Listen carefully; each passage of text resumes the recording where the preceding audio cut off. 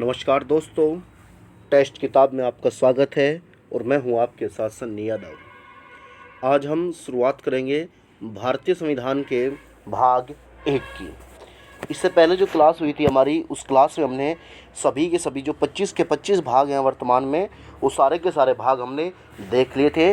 हमने पता कर लिया था कि किस भाग में क्या चीज़ है। तो अब जो शुरुआत होगा वो हमारा जितने भी भाग हैं उन सभी को विस्तार पूर्वक पढ़ेंगे। तो आज जो हम शुरुआत करेंगे वो करेंगे भाग 1 की। शुरुआत करते हैं हमारे ये भाग 1 की। तो भाग 1 में है संघ व उसका राज्य क्षेत्र, और ये है आपका अनुच्छेद 1 से लेकर 4 तक। आपसे पहला क्वेश्चन पूछ लेगा भारतीय संविधान के भाग 1 में क्या चीज़ है, तो आप बताओगे संघ व उसका राज्य क्षेत्र। आपसे पूछ लेगा भाग 1 का वर्णन किस अनुच्छेद से किस अनुच्छेद तक है, तो आप याद रखोगे अनुच्छेद 1 से लेकर 4 तक। यानी इसमें हमें सभी के 4 अनुच्छेद पढ़ने हैं आपके, ठीक है। तो आइए हम पढ़ते हैं अनुच्छेद 1। तो अनुच्छेद 1 में अगर देखें तो अनुच्छेद 1 में लिखा हुआ है भारतीय इंडिया विभाजित राज्यों का अविभाजित संघ होगा। भारतीय इंडिया विभाजित राज्यों का अविभाजित संघ होगा। देखिए बात समझिए, इसमें लिखा हुआ है भारतीय इंडिया विभाजित राज्यों का अविभाजित संघ होगा। यानी कि जो हमारे देश का नाम है वो है भारत, ये इंडिया। यानी आप भारत बोल लीजिए, ये इंडिया बोल लीजिए। हिंदी में प्रयुक्त होगा भारत और अंग्रेजी में प्रयुक्त होगा आपका इंडिया। इससे क्वेश्चन पूछा भी गया है। आपसे क्वेश्चन पूछ लेगा संविधान के अनुसार हमारे देश का नाम क्या है।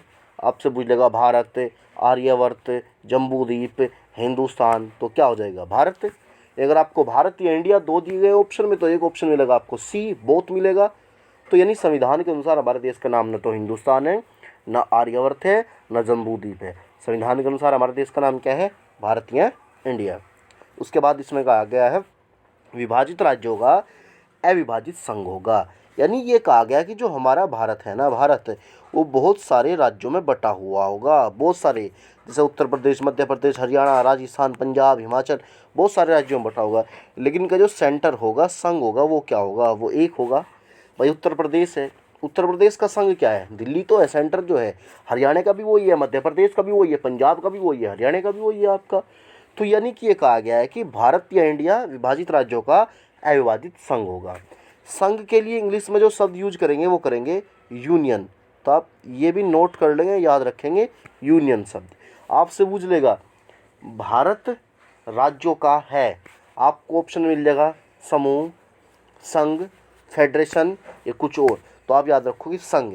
और इंग्लिश में अगर यूज होगा तो संघ के लिए शब्द इंग्लिश में जो यूज होगा वो यूनियन शब्द यूज होगा। तो ये बात आप याद रखेंगे।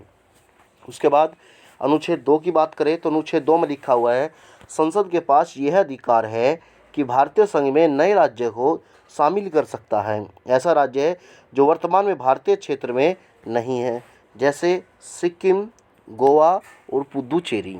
देखिए अनुच्छेद 2 क्या कह रहा है, अनुच्छेद 2 ये कह रहा है कि संसद के पास ये अधिकार है, यानी जो हमारी पार्लियामेंट है उसके पास ये अधिकार है कि वो भारतीय संघ में किसी नए राज्य को शामिल कर सकता है। देखिए बात समझिए, आज भारतीय संघ है, आज भारतीय संघ में कितने राज्य हैं, 28 राज्य है और 8 केंद्र शासित प्रदेश। अगर सरकार कल को कोई एक नया राज्य शामिल करना चाहती है, कोई 29वां राज्य शामिल करना चाहती है, तो राज्य शामिल करने का अधिकार किसके पास है, संसद के पास है। यानी अगर कोई नया राज्य शामिल होगा तो उसे शामिल करने का अधिकार किसके पास है, संसद के पास है। लेकिन साथ ही अनुच्छेद 2 में ये बात कही गई है कि संसद अनुच्छेद 2 के तहत ऐसे राज्य को शामिल करेगा जो वर्तमान में भारतीय क्षेत्र में नहीं है, जो वर्तमान में भारतीय क्षेत्र में नहीं है। देखिए बात समझिए, इसे हम समझने के लिए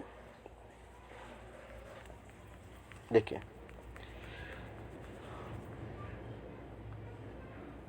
ये जिस प्रकार से मान लीजिए ये भारत का मैप हो गया, चीज़ों को समझने के लिए ये आपका भारत का मैप हो गया इस प्रकार से। तो जब ये भारत का मैप हो गया तो जो संसद नया राज्य शामिल करेगी ना, वो जो वर्तमान में भारतीय क्षेत्र में नहीं होना चाहिए। कहने का मतलब है मान लीजिए यहाँ पे उत्तर प्रदेश है, तो ये नहीं कि उत्तर प्रदेश का विभाजन करके 29वां राज्य बना दिया गया, नहीं, ऐसा नहीं।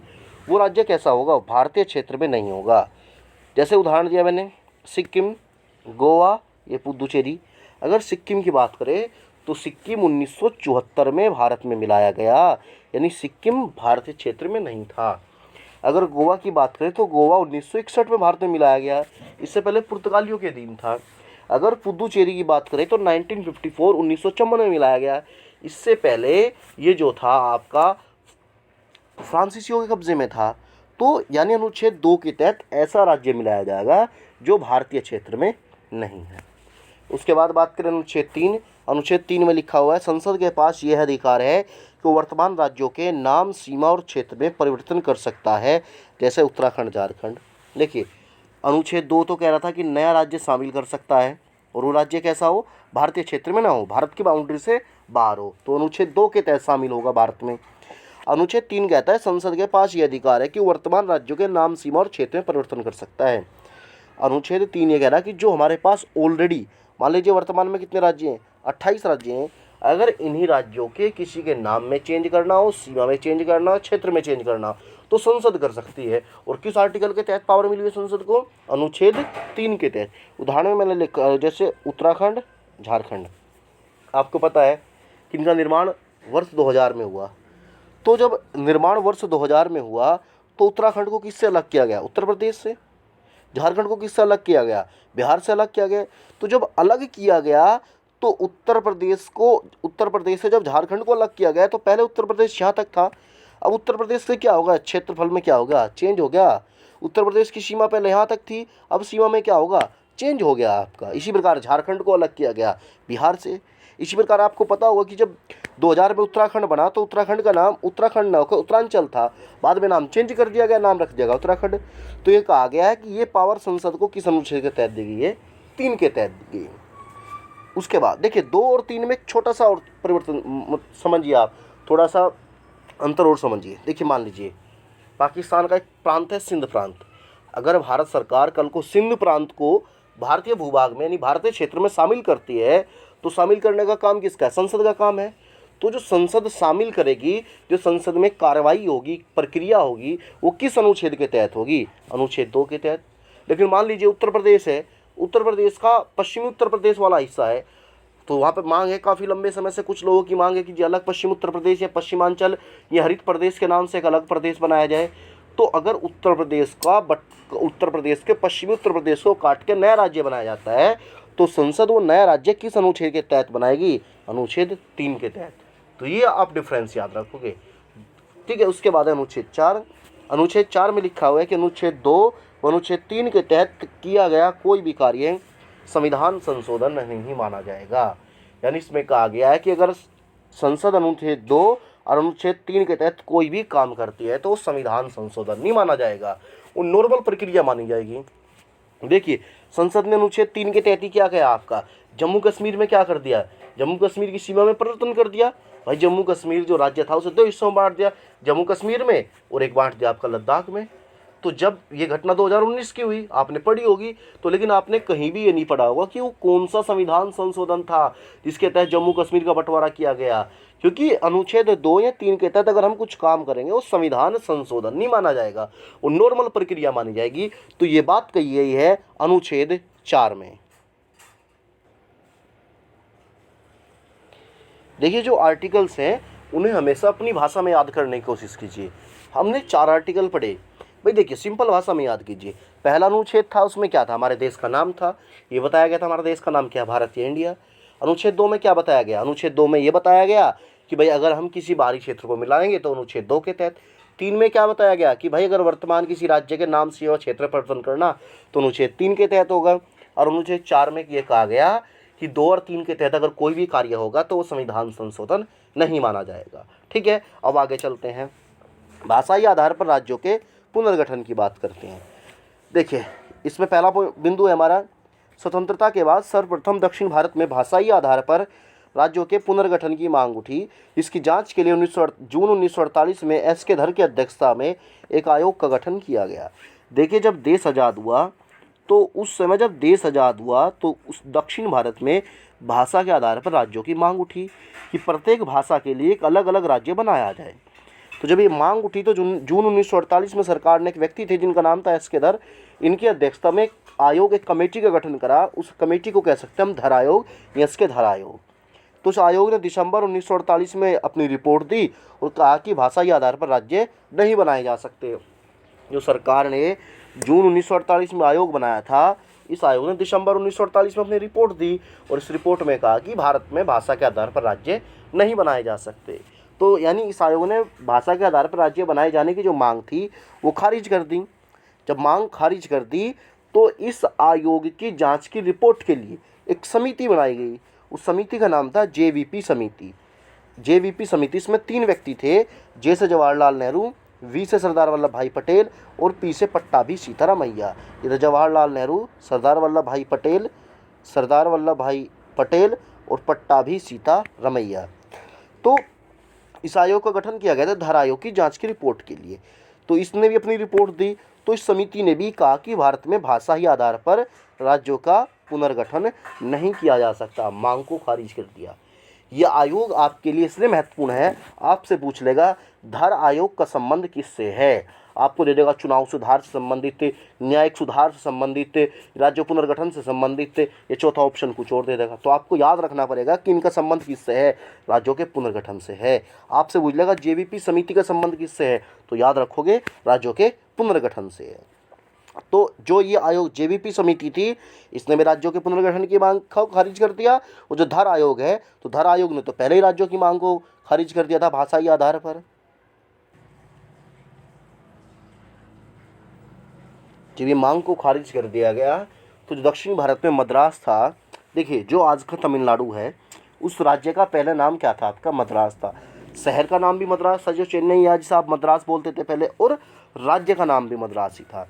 तो मेनली इस जो मद्रास राज्य में 2 भाषा के लोग थे, तमिल और तेलुगु। जो आज तमिलनाडु है उसमें तेलुगु, और जो आंध्र प्रदेश तेलंगाना वाला क्षेत्र है उसमें तेलुगु भाषा बोली जाती है। तो आपका क्या हुआ, वहाँ पे एक व्यक्ति था जिसका नाम था पोट्टू श्रीरामुलु। तो उसने कहा कि जो तेलुगु भाषा है, तेलुगु भाषा बोलने वालों के लिए एक अलग प्रदेश बनाया जा। तो इस व्यक्ति ने क्या कर दिया, अनशन कर दिया, और अनशन के 56वें दिन 15 दिसंबर 1952 को इसकी क्या होगी, मृत्यु होगी। ये सरकार ने तो पहले ही खारिज कर दिया था जो आयोग थे इन कमेटियों के माध्यम से कि राज्य नहीं बनाए जा सकते, तो ये अनशन पर बैठ गया। तो जब ये अनशन पर बैठ गया तो 56 दिन तक ये भूखा प्यासा रहा। उसके बाद 56वें दिन इसकी होगी मृत्यु। जब इसकी मृत्यु होगी तो उसके बाद जो आज का मद्रास है उसमें आपकी भारी हिंसा हुई, सरकारी संपत्तियों को नष्ट किया जाने लगा। तो इस वजह से सरकार पर दबाव बढ़ा, और जब सरकार पर दबाव बढ़ा तो सरकार ने 1 अक्टूबर 1953 को मद्रास से अलग कर आंध्र प्रदेश नामक भाषाई आधार पर अलग राज्य बनाया। 1 अक्टूबर 1953 को। ये क्वेश्चन एग्जाम में बहुत बार रिपीट हो चुका, आपसे पूछेगा भारत में भाषाई आधार पर बनने वाला सबसे पहला राज्य कौन सा था, तो याद रखोगे आंध्र प्रदेश था। तो जब भाषाई आधार पर आंध्र प्रदेश बना दिया गया तो उसके बाद देश के अलग अलग हिस्सों से भी भाषा के आधार पर राज्य बनाए जाने की मांग उठने लगी। जब मांग उठने लगी तो सरकार इससे बहुत परेशान हुई। तो इस समस्या के निपटारे के लिए सरकार ने एक आयोग बनाया। उस आयोग का नाम रखा राज्य पुनर्गठन आयोग। 1953 में इसका गठन हुआ था। इसे राज्य पुनर्गठन आयोग भी बोलते हैं, इसे जस्टिस फजल अली आयोग भी बोलते हैं, क्योंकि जो इसका अध्यक्ष था वो जस्टिस फजल अली था। तो इसे एक बार देख लेते हैं। तो इसमें है 22 दिसंबर 1953 को जस्टिस फजल अली की अध्यक्षता में राज्य पुनर्गठन आयोग का गठन किया गया। के.एम. पाणिक्कर और हृदयनाथ कुंजरू इसके अन्य सदस्य थे। इसमें टोटल 3 मेंबर थे। जस्टिस फजल अली इसका अध्यक्ष था और 2 सदस्य थे, हृदयनाथ कुंजरू और के.एम. पाणिक्कर। आपसे पूछेगा राज्य पुनर्गठन आयोग में कुल सदस्यों की संख्या कितनी थी, 3। तो आपसे कभी कभी सदस्यों के नाम भी पूछ सकता है, तो आप तीनों के ही नाम याद रख लेंगे। उसके बाद 30 दिसंबर 1955 को इस आयोग ने अपनी रिपोर्ट दी। 30 दिसंबर 1955 को इस आयोग ने अपनी रिपोर्ट दी और इस रिपोर्ट में कहा कि भारत में भाषाई आधार पर राज्य बनाए जा सकते हैं, परंतु एक भाषा एक राज्य के सिद्धांत को खारिज कर दिया और साथ ही सरकार को सुझाव दिया कि राज्यों की ABCD श्रेणी को समाप्त करके संपूर्ण भारत को 16 राज्य 3 केंद्र शासित प्रदेश में बांट देना चाहिए। बात को समझिए।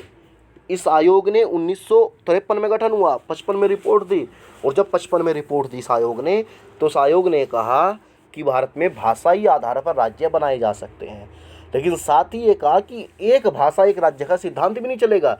ये नहीं कि हर भाषा के लिए अलग राज्य होगा। अगर भाषा के आधार पर राज्य बनाया जाएगा तो उस समझ के सांस्कृतिक पहलू, उसकी सुरक्षा के महत्व को, बहुत सारी चीज़ों को देखा जाएगा। तो आपसे पूछेगा वो कौन सा आयोग था जिसने सबसे पहले भारत में भाषाई आधार पर राज्य बनाए जाने की मांग को स्वीकार किया। तो आप याद रखेंगे राज्य पुनर्गठन आयोग। उसके बाद इसने कहा साथ ही सरकार को सुझाव दिया कि राज्यों की ABCD श्रेणी को समाप्त करके संपूर्ण भारत को 16 राज्य व 3 केंद्र शासित प्रदेश में बांट देना चाहिए। बात को समझिए, जब देश आज़ाद हुआ तो उस समय देश में भारत जो था वो राज्यों और केंद्र शासित प्रदेशों में नहीं बटा हुआ था। भारत में केवल राज्य पाए जाते थे और राज्यों की श्रेणी बनाई गई थी और उस श्रेणी 4 प्रकार की थी, ABCD, यानी A श्रेणी के राज्य, B श्रेणी के राज्य, C श्रेणी के राज्य और D श्रेणी के राज्य। यानी श्रेणियों, राज्यों को श्रेणियों में बांटा गया था। आज तो सब राज्य हैं, उस समय राज्यों की श्रेणियां बनाई गई थी। तो ये कहा कि इन ABCD श्रेणी को करो आप समाप्त और भारत को 16 राज्यों और 3 केंद्र शासित प्रदेश में कर दो आप डिवाइड।